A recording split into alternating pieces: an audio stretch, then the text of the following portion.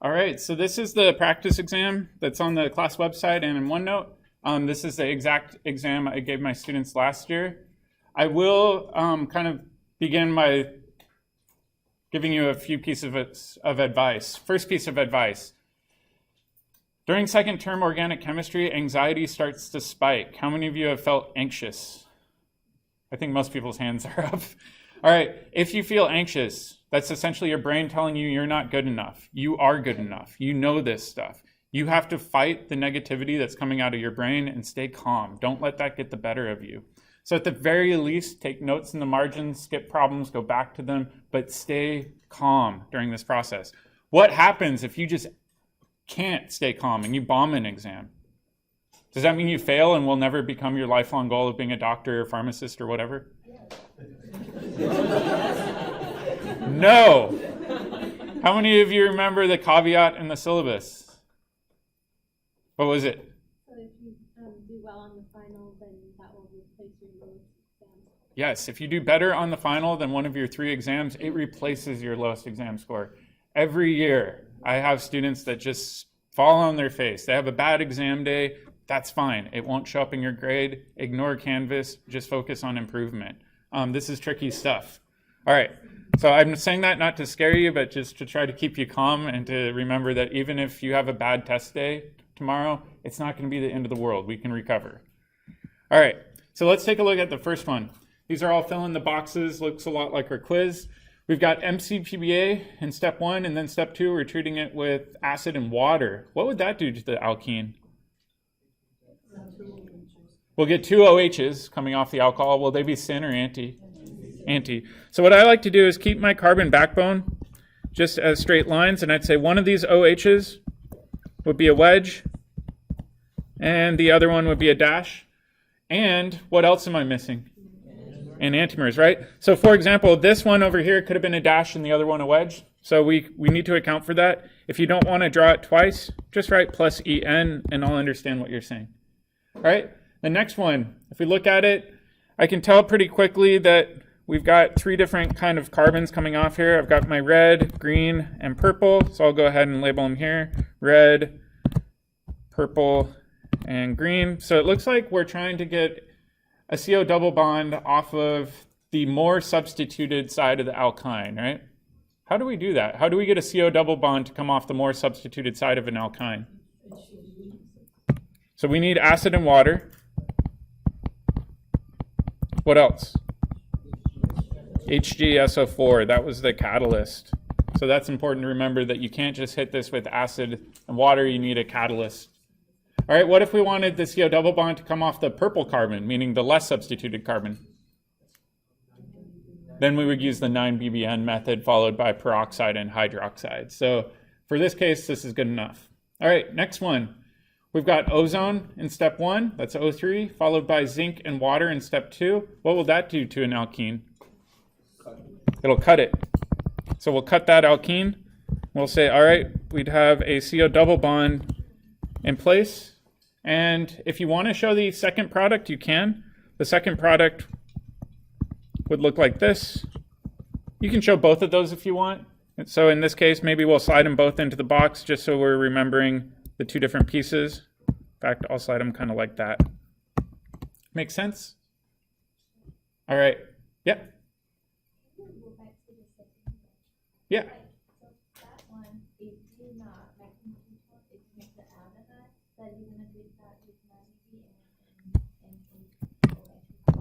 Yeah, so your question is, what if we do 9-BBN followed by NaOH and H2O2? Then we would get something that looks a little bit different. We would get this, right? We would get the aldehyde. The idea being, instead of reacting at that green position, we'd be reacting at the purple position to get the double bond there. So we can control where the CO double bond shows up on the alkyne. 9-BBN will form the double bond to oxygen on the less substituted side. All right, let's do the next one. Next one's actually tricky. A lot of people jump on this and they just say, all right, this is easy. We're going to add an alcohol to an alkene by treating it with acid and water. Won't work. Why? It'll rearrange, right? So we would get a carbocation rearrangement. In fact, if you did acid and water here, let's try to predict what we would get. Instead of getting the product shown on the left, we would get a product like this. We don't want that product. That would be the result of a rearrangement. All right, so how do we avoid rearrangement when we're doing these? So we need Hg, OAC, close brackets 2, and water. And then what about step 2? NaBH4. Some students will freak out and they'll be like, oh, I did this, I'm going to fail, I can't be a doctor anymore.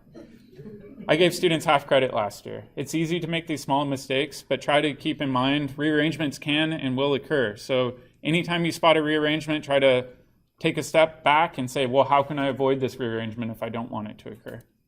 Make sense? All right, next one. Looks like we're going from an alkene to a diol, meaning 2 alcohols coming off of that double bond. Are the alcohols cis or trans? Or another way of asking this, are they syn or anti? Syn. How do we do syn addition? So one option is OSO4, that's the osmium tetroxide, followed by what? NaHSO3 and water. So that works. Or, does anybody remember the alternate one? KMNO4, NaOH, H2O, and we have to run this cold. Either of these will give you syn addition of alcohols. Why aren't there enantiomers for this? No enantiomers because we've got a meso compound, internal plane of symmetry. So in this case, it doesn't really matter. All right. Although, yeah, let's just avoid that rabbit hole. Ignore me. All right, next one. A lot of students last year looked at this and they're like, oh my goodness, what is he doing with me? How can I make an alkene with acid and heat? And then they felt really silly afterwards because we made this product in lab. We made cyclohexene in lab. How do we make cyclohexene in lab? Cyclohexanol. So during this reaction, first step was protonate the alcohol. Once that alcohol is protonated, its good leaving group will fall off and do E1 chemistry to give you the alkene. So this is definitely a way we can do elimination reactions. All right, NBS. What does that do? It does radical chemistry. We just covered it recently. Which carbon will it add to? Let's color code them. So I'm going to do a red carbon here. I'm going to do a green carbon here.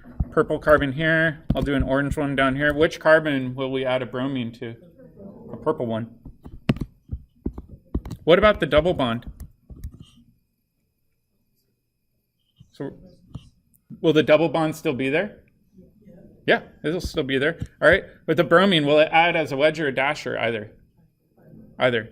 So we could say, all right, plus an enantiomer, right? So that bromine could be either a wedge or a dash. Doesn't really matter. Make sense?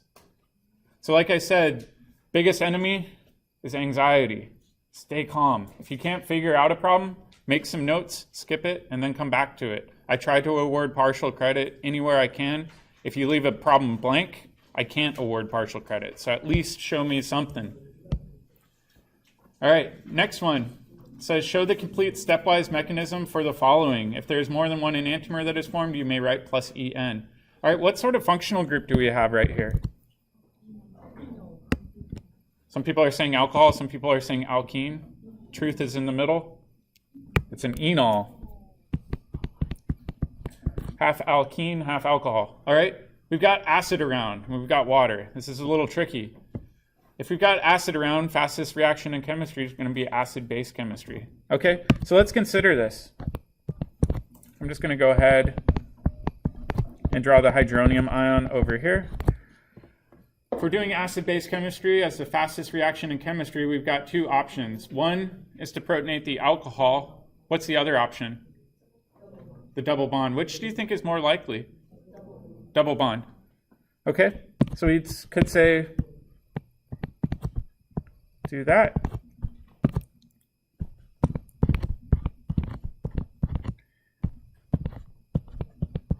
All right, will the positive charge be where the green arrow is or where this purple arrow is? Why the green one? It's a more stable carbocation. So make sure that when you do this, you remember we always want to form the most stable intermediate. And in addition, this has resonance. So we could say, well, there's a lone pair on this oxygen that can actually contribute its electron density down and give us this resonance structure. All right, we still have water floating around, right? What do you think could happen next? It's going to deprotonate the proton right here.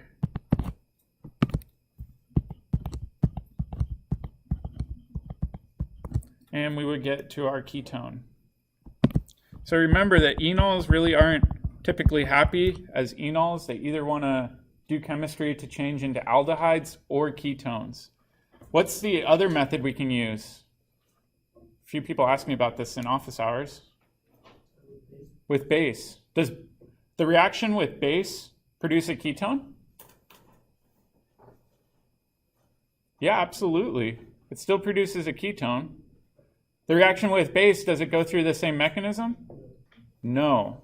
How many of you want to see the reaction with base? All right, real quick.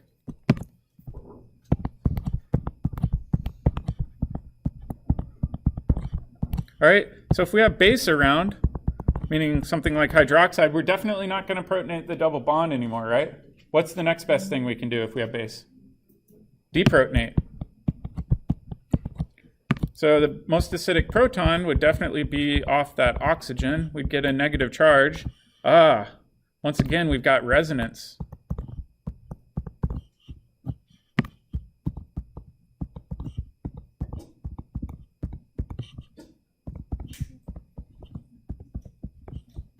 All right, so it looks like we're getting pretty close to the same ketone that we formed on the left.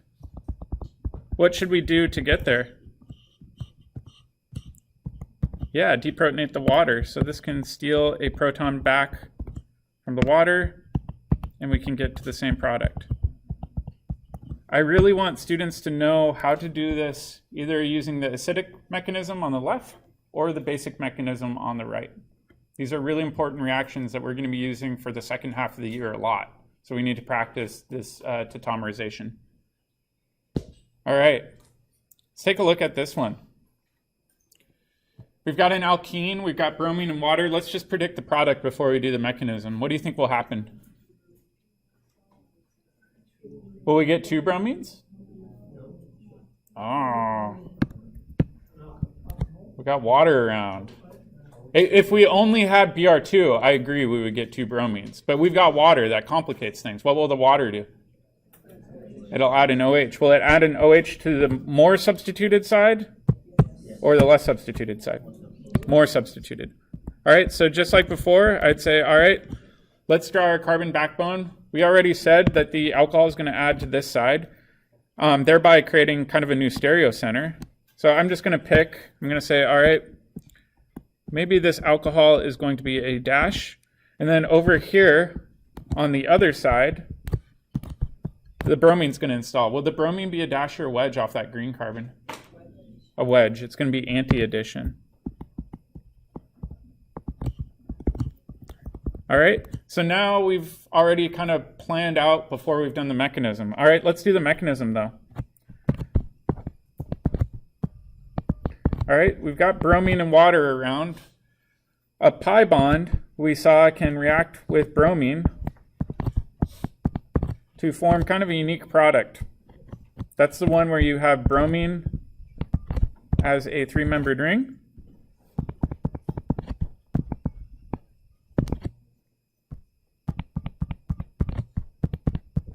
So that's our bromonium ion, right?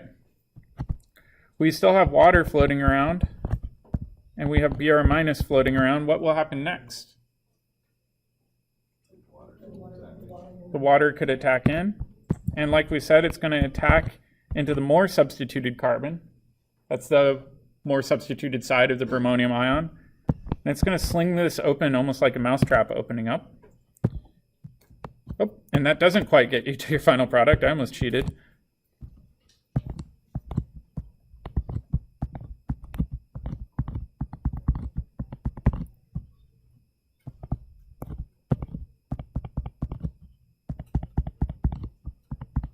What do I need to do in this last step? Deprotonate. And if you want to just write minus H plus, I'm fine with that. Alternatively, you could say, well, water is going to be the thing that's doing the proton transfer, so it could grab this proton and get us to our final product. Make sense? Yeah. How do we know the wedges and dashes for the triangles? Yeah, that's a good question. So when you form the bromonium ion, you see how these methyl groups right here are cis to one another, same side? That means in the bromonium ion, they should be facing the same way. So both dashes or both wedges. In fact, if I wanted to be really thorough, I'd write plus En, because they both could be wedges rather than both dashes. And then same thing over here. You see how these are anti to one another, and they're anti to one another over here. So we can kind of keep track of everything that way. To be perfectly honest, the thing I pay most attention to when I'm looking at these mechanisms is, do you have the stereochemistry correct in your product? So as long as this has the correct stereochemistry, that's what I'm ultimately concerned with. The mechanism, I want to see correct arrow pushing. Make sense? All right, next page is the gauntlet. All right, the next page says, propose a plausible synthesis for 3 of the 4 target compounds. You may use any unfunctionalized hydrocarbon, meaning simple alkanes, alkenes, or alkynes containing 2 carbons or fewer. So really what this means is we can use one of these 4 starting materials. We can use either CH4, we can use ethane, we can use ethylene, or we can use acetylene. So any of those 4 starting materials. I will likely have something similar. I won't say what starting materials I'll give you, but I'll tell you start from a specific set of materials and then try to make these products. And if you read the question carefully, it says you only need to make 3 of the 4, meaning if you get stuck on one of them, just leave it out. You don't need to include all 4. All right, so let's just work through these. First thing I'm noticing is my starting materials are either 1 or 2 carbons long. All of these products have more than 2 carbons. Uh-oh, what do we do? Alkylation. Can we alkylate an alkene? No, we can only alkylate an alkyne. So I would maybe make a note and I'd say gained carbons.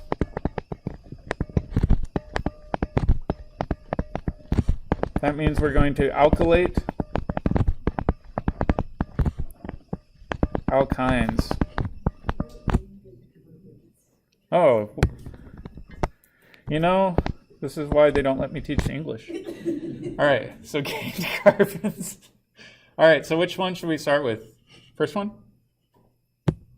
All right, let's just do these in order for fun. Let's do number 1, number 2, number 3, and then number 4. Let's do number 1 up here. All right, so when I'm doing these, I oftentimes like to work backwards. So I'm going to put this in the bottom right-hand corner. I'm going to say, all right, this is my target. And I'd say, all right, how can I get 2 bromines installed on the exact same atom, meaning that carbon, and when I'm looking at that carbon, that's one of the more substituted carbons in the molecule. Does anybody remember how to work backwards to do that?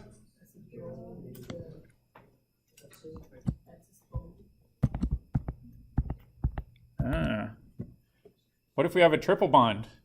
We can add bromine to the more substituted side, not only once because it has 1 pi bond, but twice because it has 2 pi bonds. What reagent do I need? HBr in excess. All right, then my question would be, well, we made a note in the top corner saying we gain carbons. We must have done alkylation of an alkyne. And we know that we can start with this alkyne. So how can I do that? NaNH2. By doing that, we would rip off one of these protons. So for example, I'd say this has 2 protons. So maybe this NaNH2 will rip off that proton, make an acetylide ion, meaning it has a negative charge off that carbon after we pluck off that proton. Then what do I need as my second reagent? Yep. Step 2 is we need to install that ethyl group, so it would be ethyl bromide. So not too bad. However, we've got this figured out. I do want to show how we made our ethyl bromide.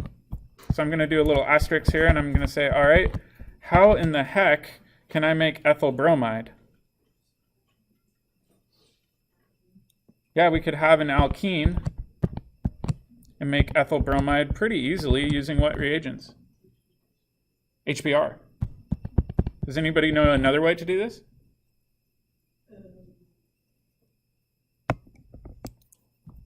I'll do it kind of from this direction. You can actually do it from the alkane. How do we do it from the alkane? Radical halogenation. So you actually get a pick. Either one. There's not always one right answer for these. In fact, it makes it difficult to grade. All right. So let's do the second one.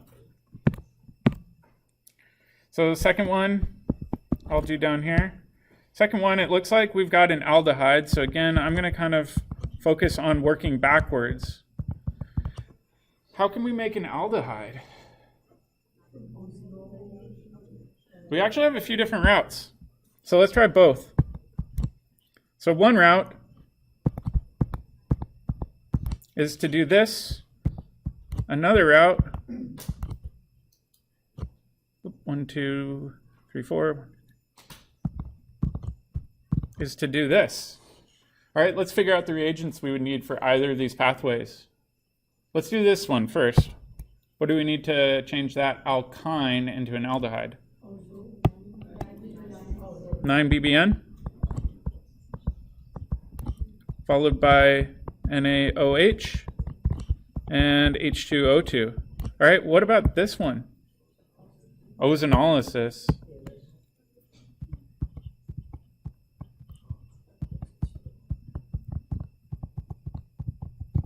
All right, so now the question is, well, both of these work. Which one would you like to do?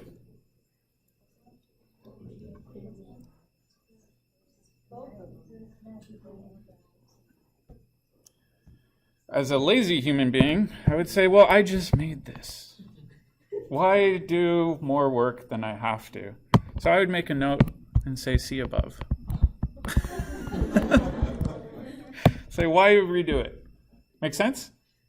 Easy enough. Sometimes you find these shortcuts. I'm more than happy with you saying, see above. I already made this once. I don't need to make it again. I already did the work for you. Yep. Instead of the 9,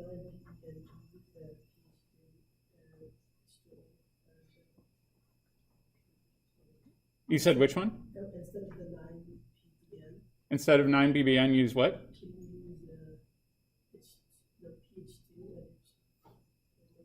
can you use the pH2? Yeah, the THF.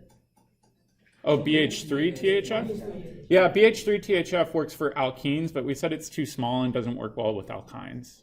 That's a good question. All right, so just to make our lives easier, I'd say, well, at this point, let's not worry about that. We're done. We've already done 2 of the 3, so not too bad.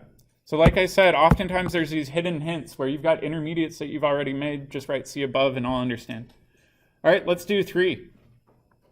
All right, so 3, we've still got an aldehyde. It's just 1 carbon shorter, so it's a 3-carbon aldehyde.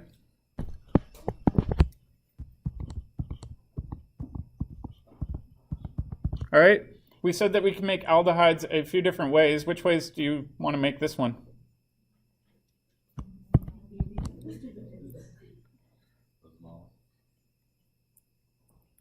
So maybe ozonolysis just to mix things up, because we did 9-BBN right above. So let's just practice. Okay, with ozonolysis, what would the starting material look like? Where would the double bond be to the alkene? Oh, sorry, I'm going too fast. This should be zinc and water. Holy cow.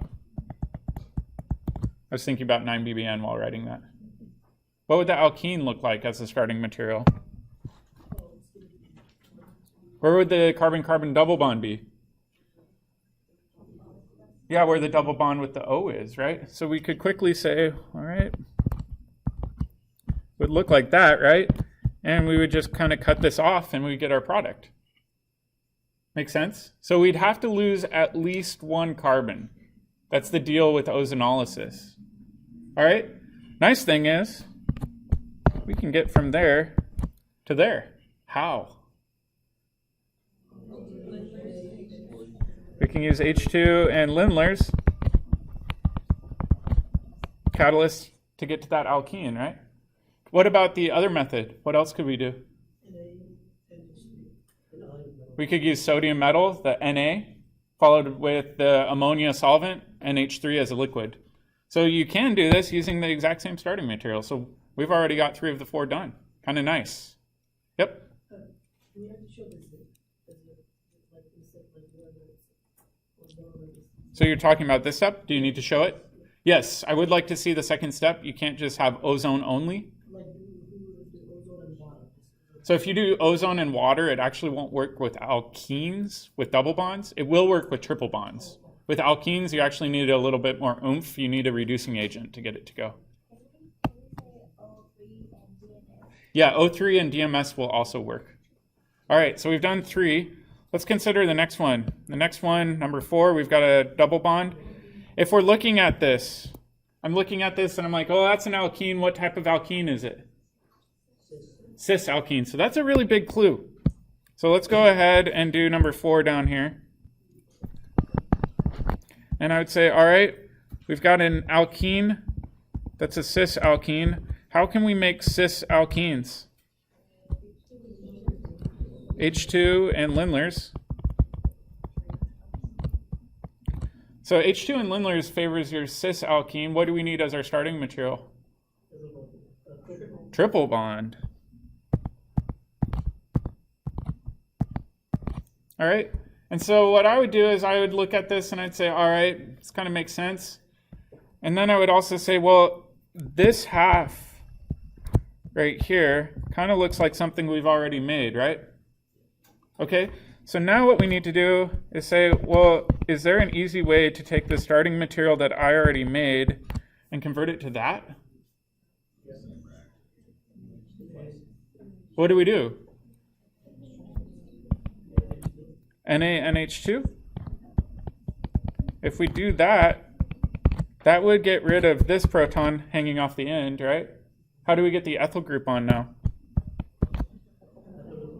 Yep, ethyl bromide. And we already showed how to make that in the very first reaction.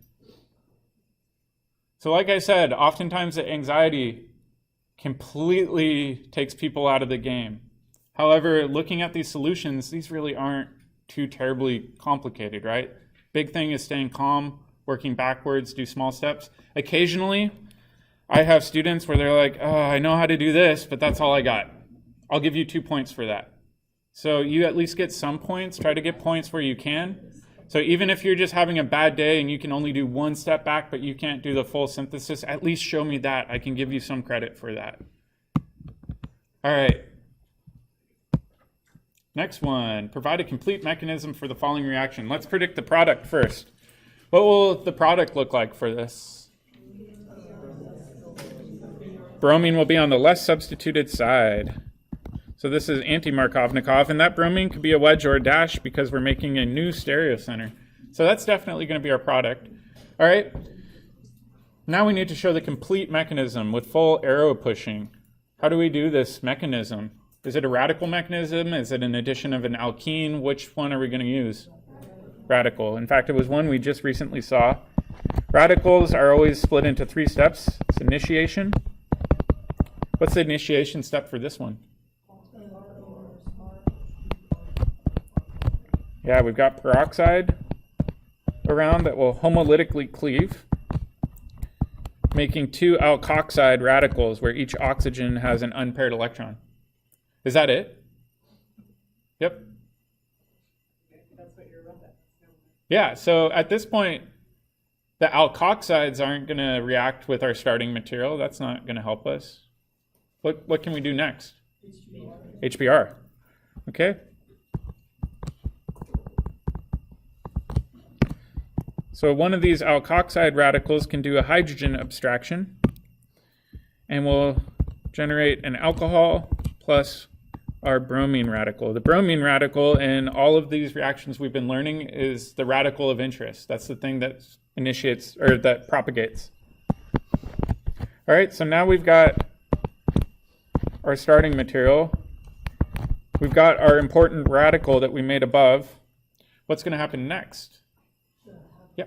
Why don't we use like UV in this one, but in VR to? Yeah, that's a good question. So why, during this step, do we not need UV light? That has to do with the nature of the oxygen-oxygen bond. It's so weak that it will break under moderate temperatures alone. It doesn't need additional energy to kind of snap apart. In fact, that's one reason why if you have a peroxide bottle at home in your medicine cabinet, it goes bad after a few years. It just turns into water slowly. Because that bond's so weak, it'll rip apart and do other chemistry. Yep. Yep, you can use heat to do this as well. All right, so what will this bromine radical do with the alkene? It'll react with the double bond. So a little bit different than what we've seen. And then the other electron from that double bond, we've got to decide, will that electron go there and follow the green arrow, or will it follow the purple arrow? What's more likely? Green arrow. We want the radical to end up in the most substituted position possible.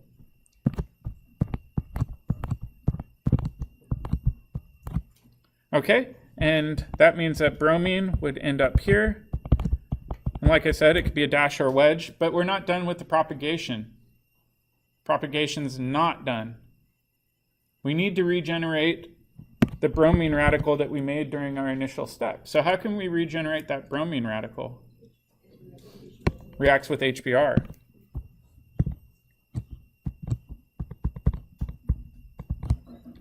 So this can reach out, grab a proton, or not a proton, I should say, hydrogen.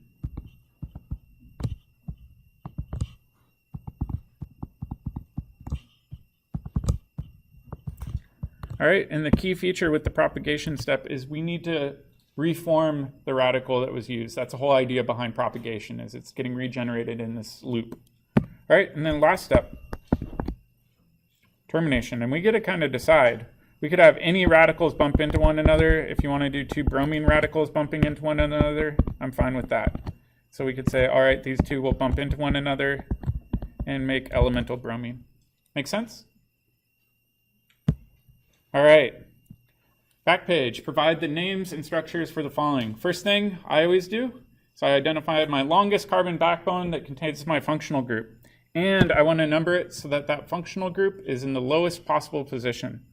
So this one, I'd say 1, 2, 3, 4, 5, 6, 7. And I'd say, all right, off of that backbone, I've got a methyl group off carbon 2, off of carbon 3, off of carbon 4, and off of carbon 6. So I've got a lot of them. All right.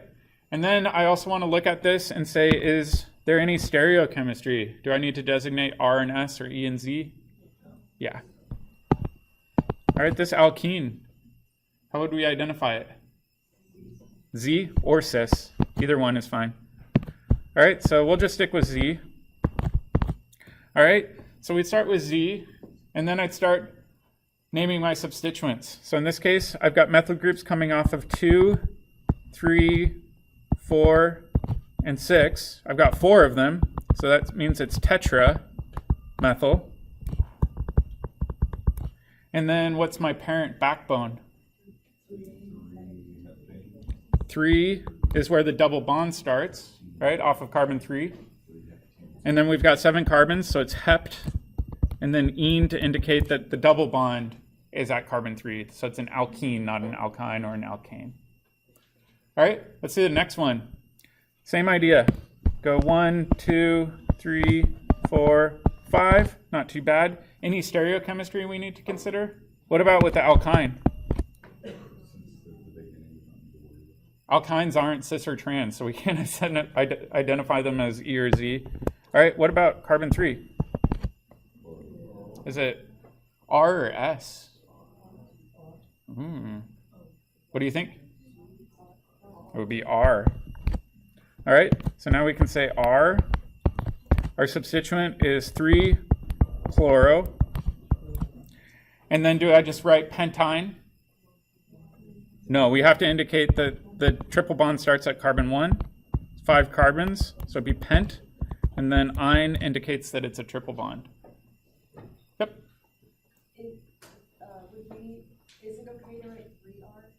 Yeah, so if you write 3R, that's fine. In this case, it's implied that it has to be off carbon 3, so either way, it's good with me. And it's okay to do where we like pent one. Yeah, so the question was, is it okay to have it where this 1 is kind of between the pent and the yne? That's also perfectly acceptable. Yep. When you have a triple bond and a double bond in the same molecule, do you number it with the double bond in the lowest? Or That's a good question. So does a double bond or a triple bond have higher priority when it comes to naming which suffix would take priority? To be perfectly honest, there's a bunch of minutia regarding IUPAC priorities, but for right now, I'm not going to throw that at you. So I'll just give you simple things like this. Yep. All right, last page. So when 1R, 2R, 1,2-dimethyl cyclohexane is monobrominated, 2 products are obtained. Draw the products in the space below. So this looks a lot like the radical chemistry we've seen, right? So when we do bromination, where will the bromine end up? More substituted. All right. So let's try to make kind of a list of potential products, and I'll do them down here. All right. So we could have bromine come off of that red carbon, right? That would work. So let's go ahead and draw the different products that we could get out. So that bromine could be installed as a wedge, meaning the methyl group would be a dash. And the methyl group underneath is just going to stay put, meaning it's going to be a dash. So that's one option. Right? So in this case, we've added a bromine to that red carbon. Make sense? All right, what's another option for that red carbon? Bromine could be a dash.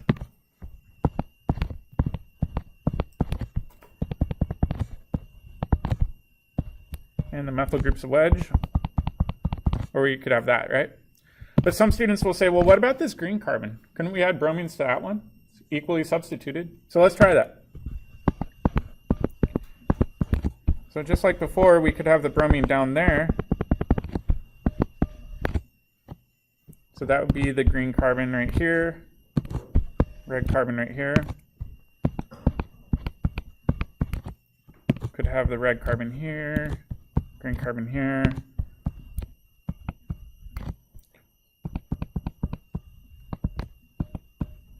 All right. So a lot of students look at these and they say, well, why are there only 2? Why are there not 4? Let's take a look. What I'm going to do is I'm going to label these A, B, C, and D. What's the relationship between A and B? Diastereomers. They're absolutely different. All right. What about A and C? They're also diastereomers. So A and C are diastereomers, so they're different. What about C and B? They're identical. So this is kind of tricky. These are the same. And then, in addition, these are the same. In fact, if you take them and flip them over, you can see that if you flip them over like a pancake, they're just going to be the same molecules. So really, I would just draw A and B as an example set, and I'd say, well, this explains why we're only getting 2 products. So I'll just go ahead and draw in the 2 products there. And luckily, we already answered the next part where we said, well, what's the relationship between these 2 products? And you all said diastereomers. Why? Yeah, the trick I showed you last term was, whoop, that didn't work. The trick I showed you last term was clearly this upper position is different, right?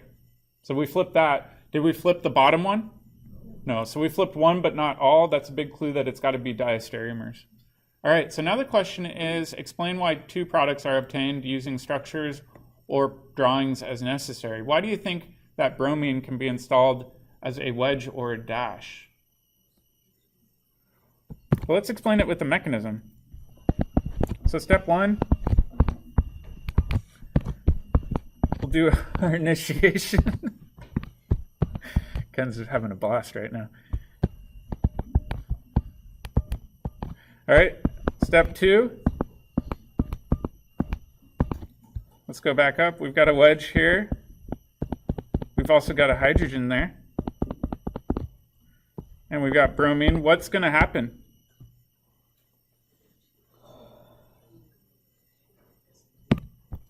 The bromine's going to do a hydrogen abstraction. The bromine radical, I should say.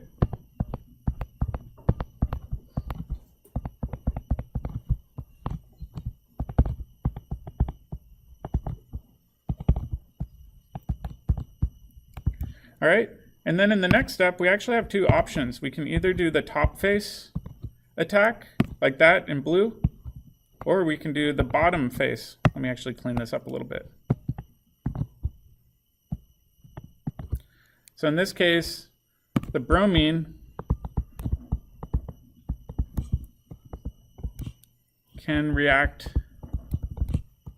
with the top or bottom. Why?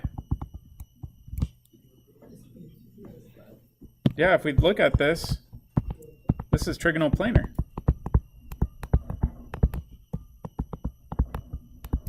All right, so in our next step, we would get our products plus our BR radical, and that kind of explains what's going on. And then just for completion's sake, we'll do our termination. We'll say at the end of this reaction, these two will react together. Oops, that looks like a double-headed arrow. To give us elemental bromine. Make sense? So don't forget that radicals are really, really similar to carbocations. They want to form on the most stable carbon. And when you form an organic radical, you're going to go through this trigonal planar intermediate, which essentially scrambles that stereocenter, meaning it could be either a wedge or a dash in the final product. Sound good? All right, make sure you sleep tonight, too. Don't come in tomorrow without sleep.